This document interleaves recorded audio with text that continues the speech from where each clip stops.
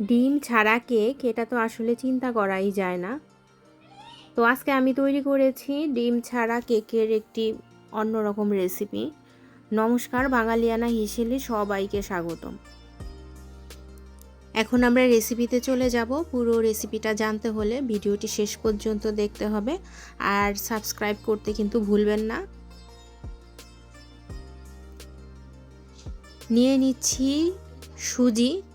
এখানে 1 কাপ পরিমাণ আমি সুজি নিয়েছি। আর এখন এই যে বড় চামচের গোল চামচ, সেটা 2 চামচ পরিমাণ হচ্ছে দিয়ে দিলাম আটা। দিয়ে দিচ্ছি অল্প একটু পরিমাণে লবণ, স্বাদ অনুযায়ী চিনি দিচ্ছি। চিনিটা যার যার স্বাদ অনুযায়ী দিবেন, আর লবণের পরিমাণটা এর সাথে মিলিয়ে নেবেন। তো এদিকে দিয়ে দিলাম গুঁড়া দুধ। গুঁড়া দুধের পরিমাণটা একটু বেশিই দিয়েছি।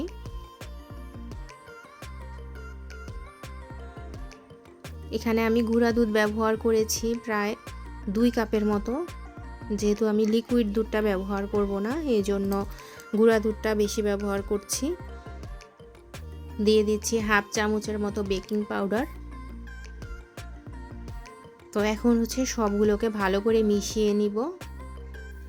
তো পানিটা ব্যবহার করার আগে আমি যেই উপকরণ ব্যবহার করেছি এগুলো সবগুলো ভালো করে মিশিয়ে নেওয়ার পরে এখন হচ্ছে পানিটা দিতেছি। আস্তে আস্তে এটাকে মিশিয়ে নিচ্ছি। তো যত ভালোভাবে এটাকে মিক্সড করব কেকটা ততই ভালো হবে।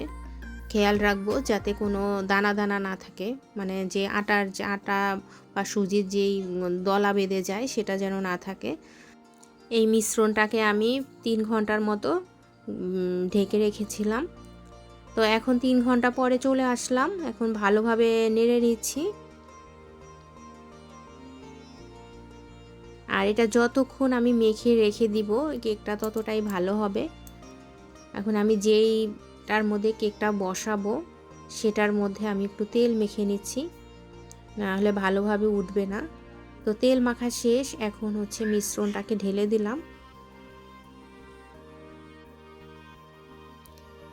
এখন এটাকে একটু ডেকোরেশন করব। যেহেতু নিরামিষ কেক, চকলেটও দেওয়া যাবে না। তো এখন এর উপরে হচ্ছে দিয়ে দিলাম নারকেল কোড়া। আর এটা আমি পূজায় ব্যবহার করব, এই জন্য তৈরি করেছি। তো এখন এটাকে হচ্ছে চুলার পানির ভাপে বসিয়ে দিব।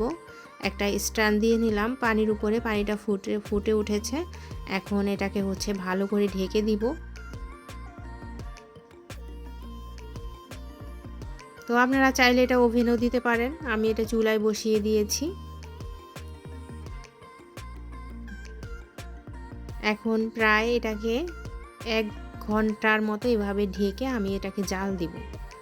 তো জাল দেওয়ার পরে এই হচ্ছে এই অবস্থা, দেখেন ফুলেও উঠেছে, বেশ সফট হয়েছে। এখন চামচ দিয়ে 4-5টাকে আলগা করে নিচ্ছি। তো একটা ডিজাইনও কিন্তু হয়ে যাচ্ছে।